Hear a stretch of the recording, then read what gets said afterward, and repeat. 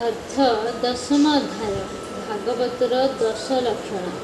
श्री शुकदेव कही चलिले, हे परीक्षित, यही भागवत महापुराण रे जो 10टी विषय वर्णना रही सेगुड़िक हेउछि स्वर्ग, विस्वर्ग, स्थान, पोषण, उति, मन्वंतर, ईशानुकथा, निरोध, मुक्ति एवं आश्रय।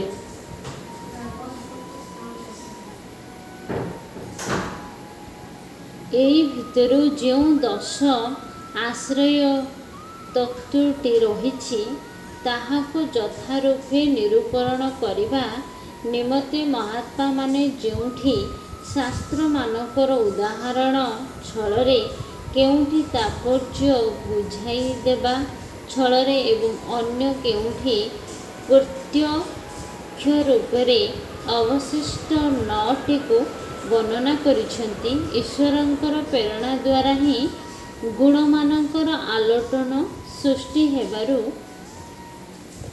आकाश आदि पंच महाभूत शब्दादि तन्मंत्र इंद्रिय गण अहंकार और महत्वर उत्पत्ति हुए। एहाकु स्वर्ग कहुए। स्वर्ग परे विराट पुरुषंक ठारू उत्पन्न हेउथिबा ब्रह्मांक द्वारा विभिन्न चराचर प्राणी मानकर निर्माण हुए। एहाकु विसर्ग कहते। प्रतिक्षण विनाशाभिमुखी सृष्टि को एक मर्यादार स्थिर रखिबा द्वारा भगवानकर जो श्रेष्ठता प्रमाणित होता है ताहार नाम स्थान एवं सुरक्षित सृष्टि रे भक्त मानक उपरे भगवान जो कृपा वर्षण करती ताहाको नाम पोषण। मनंतर मानकर अधिपति जो भगवत भक्ति और प्रजा पालन रूपी शुद्ध कर्म अनुष्ठान करती से सत्धाम को मनंतर कहुए। जीव मानकर जो कर्म वासना सेमानकु बंधन रे पकाई दिए ताहाकु उति कहुए। भगवानकर विभिन्न अवतार कथा एवं ताहांकर प्रेमी भक्त और संत मानकर नाना आख्यान युक्त गाथा को ईश्वर कथा कहुए। भगवान योग निद्रारे शयन कला बेले सकल जीव को तथा सबु शक्ति को निज भितर लीन कर दियंती। एहाकु निरर्थ कहुए। अज्ञान वशतः जीव निजठारे जो कर्तापरण और भक्तपरण आरोपित करिथाए तथा मायिक पदार्थ मानकर सहित अहंत महत्व संपर्क गढ़ी थाए से सब को बुद्धि को त्याग करिदे परमात्मा रूपरे अवस्थान करिबा ही मुक्ति। हे परीक्षित, जहा द्वारा यही चराचर जगतर उत्पत्ति और प्रलय होता है से परम ब्रह्म ही जगतर आश्रय ताहाकु ही परमात्मा नाम रे नामित कराए। से परमात्मा ही समस्तंकर आश्रय। ए आश्रय तत्व को जानिबा निमते ही अन्य 9टी तत्व निरूपण करा जाउछि। नेत्र आदि इंद्रिय मानकर अभिमानी द्रष्टा जीव ही इंद्रियादिंकर अधिष्ठात्र देवता सूर्यादि रूपरे विद्यमान थाए एवं नेत्र गोलोक आदि रे समन्वित दृश्यमान देह ही उक्त दुईटी को भिन्न भिन्न करिथाए। एही तीनोटी मध्यरु यदि गोटिकर अभाव घटे तेबे अन्य दुईटी को उपलब्ध करा जाई पारिबो नाही। अतएव उक्त तीनोटी को जे जानती से परमात्मा ही सबुरी अधिष्ठान आश्रय तत्व। किंतु ताहांकर आउ केही आश्रय नहीं, से निजे ही निजर आश्रय। ବିରାଟ ପୁରୁଷ ବ୍ରହ୍ମାଣ୍ଡ ଭେଦ କରି ପ୍ରକଟିତ ହେବା ପରେ ନିଜେ ରହିବା ନିମନ୍ତେ ସ୍ଥାନଟିଏ ଖୋଜିଲେ। ସ୍ଥାନଟିଏ ପାଇଁ ଇଚ୍ଛା କରି ସେଇ ଶୁଦ୍ଧ ସଂକଳ୍ପ ପୁରୁଷ ନିଜ ସଂକଳ୍ପରେ ଅତ୍ୟନ୍ତ ପବିତ୍ର ଜଳ ସୃଷ୍ଟି କଲେ। ନର ଅର୍ଥାତ୍ ପୁରୁଷଙ୍କ ଠାରୁ ଉତ୍ପନ୍ନ ହୋଇଥିବାରୁ ଜଳର ନାମ ନାର ହେଲା। ବିରାଟ ପୁରୁଷ 1000 ବର୍ଷ ପର୍ଯ୍ୟନ୍ତ ନାରରେ ଜଳରେ ଶୟନ କରିବାରୁ ତାହାଙ୍କର ନାମ ହେଲା ନାରାୟଣ। ସେହି ପରମାତ୍ମାଙ୍କର ଅନୁଗ୍ରହରୁ ହିଁ ଗୁଣମାନଙ୍କରେ ଆଲୋଟନ ସୃଷ୍ଟି ହେବାରୁ ଦ୍ରବ୍ୟ, କର୍ମ, କାଳ, ସ୍ୱଭାବ ଓ ଜୀବ ଏହି ପାଞ୍ଚଟି ଉତ୍ପନ୍ନ ବା ସତ୍ତାବାନ ହେଉଛନ୍ତି। ପରମାତ୍ମାଙ୍କ ବିନା ଏମାନଙ୍କର କୌଣସି ସତ୍ତା ନାହିଁ। ସେହି ଅଦ୍ୱିତୀୟ ପରମାତ୍ମା ଯୋଗନିଦ୍ରାରୁ ଜାଗ୍ରତ ହୋଇ ପ୍ରଥମେ ଇଚ୍ଛା କଲେ, ମୁଁ ଏକୁଟିଆ ଅଛି, ଏଥର ମୁଁ ଅନେକ ରୂପ ହୋଇଯାଏ। ସେ ଏହିପରି ଇଚ୍ଛା କରିଦେବା କ୍ଷଣି ସୃଷ୍ଟିର ନିର୍ମାଣ ପରମ୍ପରା ଆରମ୍ଭ ହୋଇଗଲା। ସେ ଆପଣା ମାୟା ବଳରେ ଅଖିଳ ବ୍ରହ୍ମାଣ୍ଡର ଜୀବସ୍ୱରୂପ ନିଜର ସୁବର୍ଣ୍ଣମୟ ବୀର୍ଯ୍ୟକୁ ଅଧିଦୈବ, ଅଧ୍ୟାତ୍ମ ଓ ଅଧିଭୂତ ନାମକ 3 ଭାଗରେ ବିଭକ୍ତ କରିଦେଲେ। ପରମାତ୍ମାଙ୍କ ଠାରୁ ଉତ୍ପନ୍ନ ହୋଇଥିବାରୁ ଏହି 3 ଭାଗ ଏକମାତ୍ର ପରମାତ୍ମାଙ୍କର ହିଁ 3 ରୂପ ଅଟନ୍ତି। ହେ ପରୀକ୍ଷିତ, ବିରାଟ ପୁରୁଷଙ୍କର ବୀର୍ଯ୍ୟ କିପରି 3 ଭାଗରେ ବିଭକ୍ତ ହେଲା ତାହା ଶୁଣ। ବିରାଟ ପୁରୁଷ ନାରାୟଣ ଯେତେବେଳେ ଜାଗ୍ରତ ହୋଇ ଗଡ଼ପଡ଼ ହେଲେ, ସେତେବେଳେ ତାଙ୍କ ଶରୀରସ୍ଥ ଆକାଶରୁ ଓଜ, ଇନ୍ଦ୍ରିୟ ବଳ ସହ ମନ ବଳ ଓ ବଳ ଶାରୀରିକ ବଳ ଉତ୍ପନ୍ନ ହେଲା। ସେସବୁ ବଳରୁ ସେସବୁର ରାଜା ପ୍ରାଣ ଉତ୍ପନ୍ନ ହେଲା। ପ୍ରାଣ ହେଉଛି ସକଳ ଜୀବନୀ ଶକ୍ତିର ରାଜା। ସେବକମାନେ ଯେପରି ରାଜାଙ୍କର ଅନୁଗମନ କରନ୍ତି, ଶରୀରରେ ସେହିପରି ପ୍ରାଣ ପ୍ରବଳ ସତେଜ ରହିଲେ ହିଁ ପ୍ରାଣୀମାନଙ୍କର ଇନ୍ଦ୍ରିୟମାନେ ସକଳ ଓ ସତେଜ ରହନ୍ତି। ପ୍ରାଣ ନିସ୍ତେଜ ହୋଇଗଲେ ଇନ୍ଦ୍ରିୟମାନେ ନିସ୍ତେଜ ଓ ଦୁର୍ବଳ ହୋଇଯାଆନ୍ତି। ପ୍ରାଣ ସତେଜ ଓ ସବଳ ହେବାରୁ ବିରାଟ ପୁରୁଷ କ୍ଷୁଧା ତୃଷା ଅନୁଭବ କଲେ। ସେ ଖାଇବା ପିଇବାକୁ ଇଚ୍ଛା କରିବାରୁ ତାଙ୍କ ଶରୀରରେ ମୁଖ ସୃଷ୍ଟି ହେଲା। ମୁଖରୁ ତାଳୁ ଓ ତାଳୁରୁ ରସନ୍ଦ୍ରିୟ ସୃଷ୍ଟି ହେଲା। ତାପରେ ଅନେକ ପ୍ରକାର ରସ ଉତ୍ପନ୍ନ ହେଲା। ରସନା ସେସବୁକୁ ଗ୍ରହଣ କଲା। ବିରାଟ ପୁରୁଷ କହିବାକୁ ଇଚ୍ଛା କରିବାରୁ ତାଙ୍କର ବାକ୍ ଇନ୍ଦ୍ରିୟ, ତାହାର ଅଧିଷ୍ଠାତ୍ର ଦେବତା ଅଗ୍ନି ଓ ତାହାର ବିଷୟ ବଚନ ପ୍ରକଟ ହେଲା। ଏହାପରେ ବିରାଟ ପୁରୁଷ ବହୁଦିନ ପର୍ଯ୍ୟନ୍ତ ସେହି ଜଳରେ ହିଁ ରହିଲେ।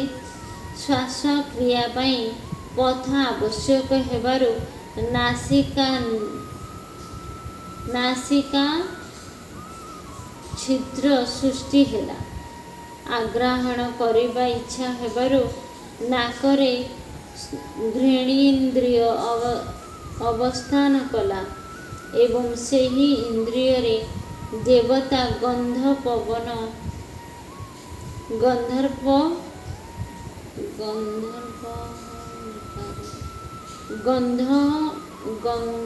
ବହନକାରୀ ବାୟୁଦେବ ପ୍ରକଟ ହେଲେ। ପ୍ରଥମେ ବିରାଟ ପୁରୁଷଙ୍କ ଶରୀରରେ ଜ୍ୟୋତି ବା ଆଲୋକ ନଥିଲା। ସେ ଯେତେବେଳେ ନିଜକୁ ତଥା ଅନ୍ୟ ବସ୍ତୁମାନଙ୍କୁ ଦେଖିବାକୁ ଇଚ୍ଛା କଲେ, ସେତେବେଳେ ନେତ୍ର ଛିଦ୍ର ତାର ଅଧିଷ୍ଠାତ୍ରୁ ଦେବତା ସୂର୍ଯ୍ୟ ଓ ଦଶେନ୍ଦ୍ରିୟ ସୃଷ୍ଟି ହେଲା। ଏମାନଙ୍କର ସାହାଯ୍ୟରେ ରୂପ ଗ୍ରହଣ କରିବା ସମ୍ଭବ ହେଲା। ଦେବରୂପ ଋଷିମାନେ ବିରାଟ ପୁରୁଷଙ୍କୁ ସୃଷ୍ଟି ଦ୍ୱାରା ଜାଗ୍ରତ କରିବାକୁ ଚେଷ୍ଟା କରିବାରୁ ବିରାଟ ପୁରୁଷଙ୍କର ଶୁଣିବାକୁ ଇଚ୍ଛା ହେଲା। ତେଣୁ କର୍ଣ୍ଣେନ୍ଦ୍ରିୟ ଓ ସେମାନଙ୍କର ଅଧିଷ୍ଠାତ୍ରୁ ଦେବତା ଦିଗମାନେ ତଥା ଶ୍ରୀତ୍ରୟତ୍ର ପ୍ରକଟ ହେଲେ। ତା ଫଳରେ ଶୁଣିବା ସମ୍ଭବ ହେଲା। ସେ ବସ୍ତୁମାନଙ୍କର କୋମଳତା, ଗଠନତା, ଲଘୁତା, ହାଲୁକାପଣ, ଗୁରୁତା, ଓଜନିଆପଣ, ଉଷ୍ମତା, ଶୀତଳତା ଆଦି ଜାଣିବାକୁ ଚାହିଁବାରୁ ତାହାଙ୍କ ଶରୀରରେ ଚର୍ମ ସ୍ପର୍ଶେନ୍ଦ୍ରିୟ ସୃଷ୍ଟି ହେଲା। ମାଟିରେ ଯେପରି ଘାସ ଉଠିଲେ ଉଦ୍ଭିଦ ଜନ୍ମେ, ଚର୍ମରେ ସେହିପରି ଲୋମ ଉତ୍ପନ୍ନ ହୋଇଗଲା ଏବଂ ଚର୍ମ ଭିତରେ ଓ ବାହାରେ ରହୁଥିବା ବାୟୁ ମଧ୍ୟ ପ୍ରକଟିତ ହେଲା। ସ୍ପର୍ଶ ଗ୍ରହଣ କରୁଥିବା ତ୍ୱକ୍ ଇନ୍ଦ୍ରିୟ ମଧ୍ୟ ଶରୀରରେ ଚାରିଆଡ଼େ ବ୍ୟାପ୍ତ ହୋଇଗଲା ଏବଂ ତା ଫଳରେ ତାହାଙ୍କୁ ସ୍ପର୍ଶ ଅନୁଭବ ହେବାକୁ ଲାଗିଲା। ତାହାଙ୍କର ନାନା ପ୍ରକାର କର୍ମ କରିବାର ଇଚ୍ଛା ହେବାରୁ ତାଙ୍କ ଶରୀରରେ ହସ୍ତ ଉତ୍ପନ୍ନ ହେଲା। ହସ୍ତରେ ଗ୍ରହଣ କରୁଥିବା ନିମନ୍ତେ ହସ୍ତେନ୍ଦ୍ରିୟ ଓ ତାହାର ଅଧିଷ୍ଠାତ୍ରୁ ଦେବତା ଇନ୍ଦ୍ର ପ୍ରକଟ ହେଲେ ଏବଂ ଉଭୟଙ୍କର ଆଶ୍ରୟ ହୋଇଥିବା ଗ୍ରହଣ ରୂପ କର୍ମ ମଧ୍ୟ ପ୍ରକଟ ହେଲେ। ତାହାଙ୍କର ଯେତେବେଳେ ଅଭୀଷ୍ଟ ସ୍ଥାନକୁ ଯିବାକୁ ଇଚ୍ଛା ହେଲା, ସେତେବେଳେ ତାଙ୍କ ଶରୀରରେ ପାଦ ଉତ୍ପନ୍ନ ହୋଇଗଲା। ପାଦରେ ପାଦେନ୍ଦ୍ରିୟ ଅଧିଷ୍ଠାତ୍ରୁ ଦେବତା ସ୍ୱୟଂ ଯଜ୍ଞ ପୁରୁଷ ଭଗବାନ ବିଷ୍ଣୁ ରହିଗଲେ ଏବଂ ପାଦରେ ଚାଲିବା ରୂପ କର୍ମ ପ୍ରକଟ କଲା। ମନୁଷ୍ୟ ପାଦ ଦ୍ୱାରା ଚାଲି ଯଜ୍ଞ ସାମଗ୍ରୀ ସଂଗ୍ରହ କଲେ। ସନ୍ତାନ ରୀତି ଓ ସ୍ୱର୍ଗ ଭୋଗରେ କାମନା ଜାତ ହେବାରୁ ବିରାଟ ପୁରୁଷ ଶରୀରରେ ଲିଙ୍ଗ ଉତ୍ପନ୍ନ ହେଲା। ସେଥିରେ ଉପସ୍ଥ ଇନ୍ଦ୍ରିୟ ଓ ପ୍ରଜାପତି ଦେବତା ତଥା ସେହି ଦୁହିଁଙ୍କର ଆଶ୍ରୟରେ ରହୁଥିବା କାମ ସୁଖ ଆବିର୍ଭୂତ ହେଲା। ତାହାଙ୍କର ମଳତ୍ୟାଗର ଇଚ୍ଛା ହେବାରୁ ଭୂତ ବା ମଳଦ୍ୱାର ଉତ୍ପନ୍ନ ହେଲା। ତାପରେ ସେଥିରେ ବାୟୁ ଇନ୍ଦ୍ରିୟ ଓ ମିତ୍ର ଦେବତା ଉତ୍ପନ୍ନ ହେଲେ। ସେହି ଉଭୟଙ୍କ ଦ୍ୱାରା ମଳତ୍ୟାଗ କ୍ରିୟା ସମ୍ପନ୍ନ ହୁଏ। ଅପମାନ ମାର୍ଗ ଦ୍ୱାରା ଏହି ଶରୀରରୁ ଅନ୍ୟ ଶରୀରକୁ ଯିବାର ଇଚ୍ଛା ହେବାରୁ ତାହାଙ୍କର ନାଭି ଦ୍ୱାରା ଉତ୍ପନ୍ନ ହେଲେ। ସେଥିରେ ଅପାନ ଓ ମୃତ୍ୟୁ ଦେବତା ପ୍ରକଟ ହେଲେ। ସେହି ଦୁହିଁଙ୍କ ଦ୍ୱାରା ପ୍ରାଣ ଓ ଅପାନର ବିଚ୍ଛେଦ ହୁଏ ଅର୍ଥାତ୍ ମୃତ୍ୟୁ ହୁଏ।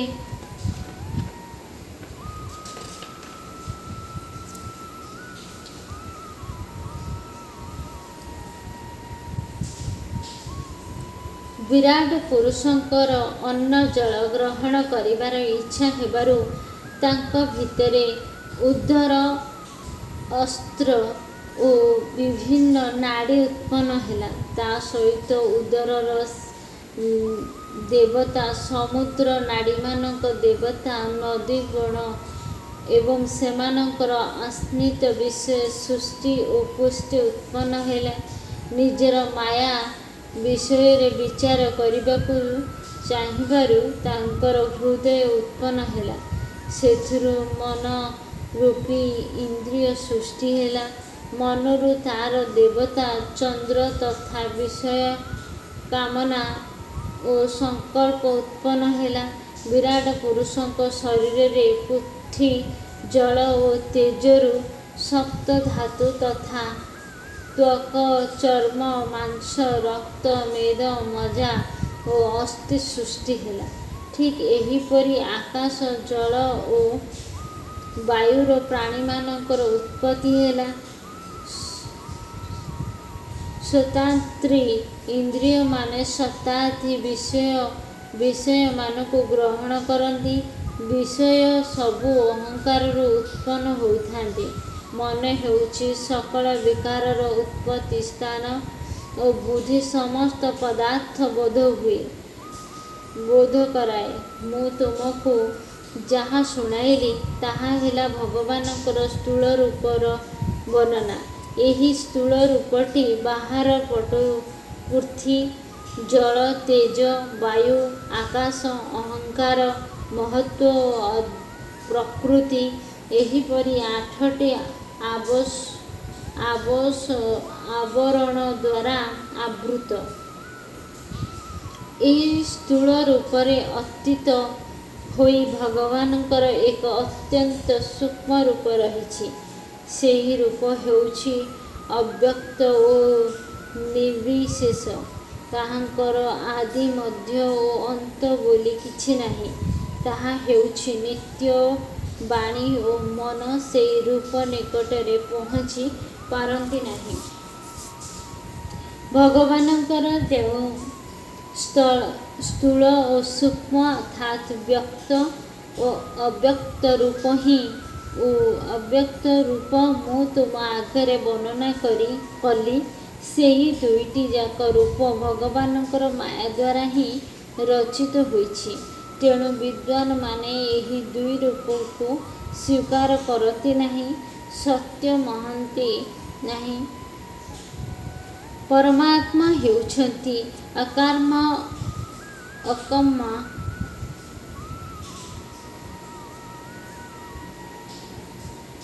ଓ ସବୁର ଅତୀତ, ସର୍ବଶ୍ରେଷ୍ଠ। ସେ ନିଜ ଶକ୍ତିମାନଙ୍କର ଦ୍ୱାରା ସକର୍ମା ହୋଇଥାନ୍ତି।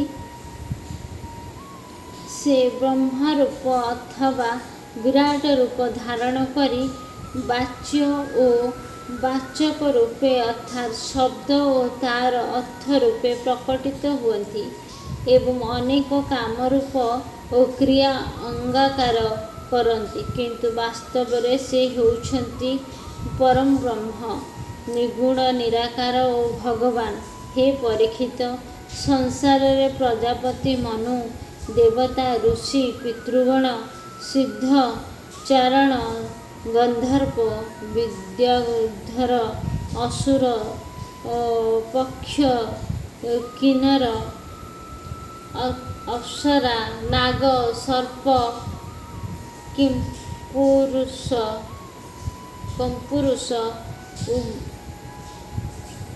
ଉରଗ, ମାତୃକାରଣ,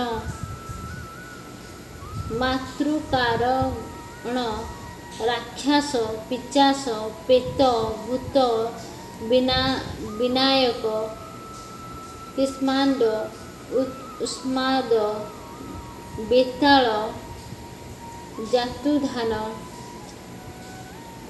ଗ୍ରହ, ପଶୁପକ୍ଷୀ, ମୃଗ, ବୃକ୍ଷ, ପର୍ବତ, ସରୀସୃପ ଇତ୍ୟାଦି ଯେତେ ବି ନାମ ରୂପ ରହିଛି, ସେସବୁ ହେଉଛନ୍ତି ଭଗବାନଙ୍କର ହିଁ ଭିନ୍ନ ଭିନ୍ନ ନାମ ରୂପ।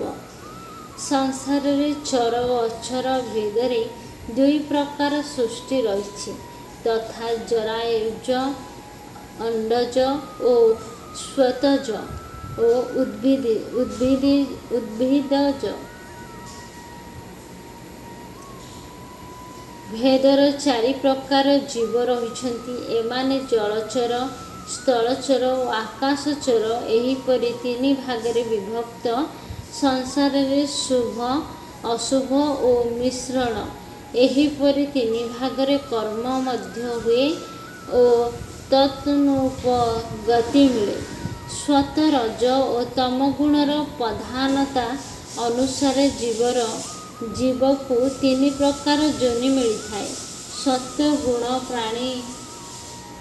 ପ୍ରାଧାନ୍ୟରୁ ଦେବତା, ରଜଗୁଣ ପ୍ରାଧାନ୍ୟରୁ ମନୁଷ୍ୟ ଏବଂ ତମଗୁଣ ପ୍ରାଧାନ୍ୟରୁ ନାରକୀ ଯୋନି ମିଳିଥାଏ।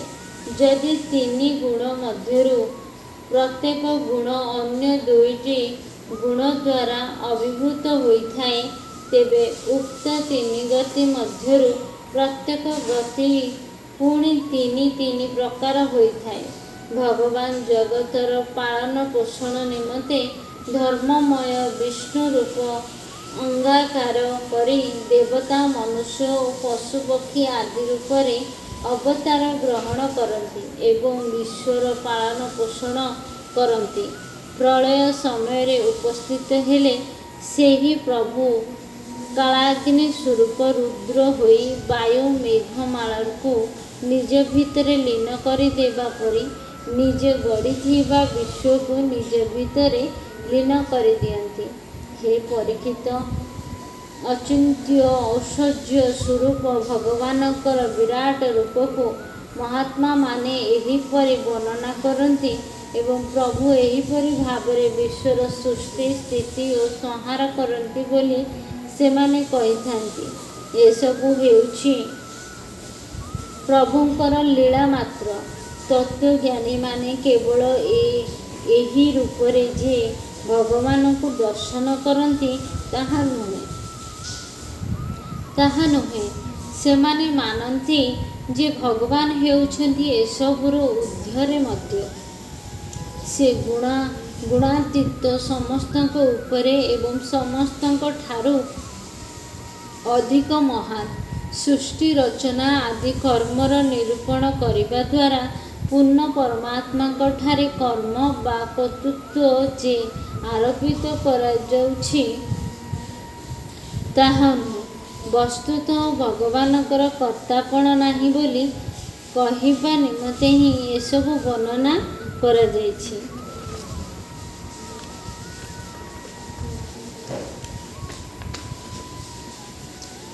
ମୁଁ ଏ ଯେଉଁ ସବୁ ବର୍ଣ୍ଣନା କଲି, ଏଥିରେ ଅବାନ୍ତର କଳ୍ପ ସହିତ ବ୍ରହ୍ମାଙ୍କର କଳ୍ପ ବର୍ଣ୍ଣନା କରିଦେଲି।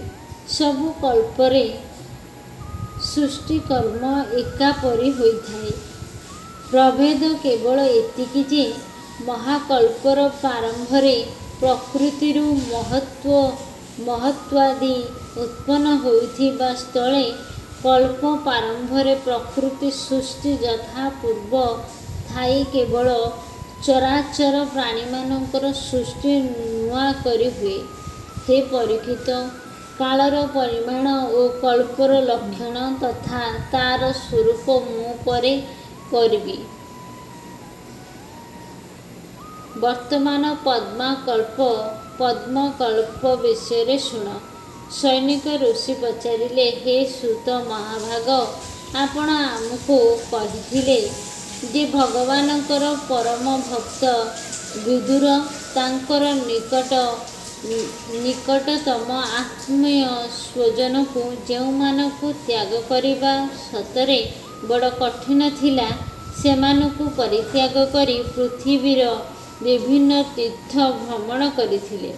ସେହି ଯାତ୍ରା କାଳରେ ମୈତ୍ରେୟ ଋଷିଙ୍କର ସହିତ ତାଙ୍କର ଆଧ୍ୟାତ୍ମ ସମ୍ବନ୍ଧରେ କେଉଁ କଥାଭାଷା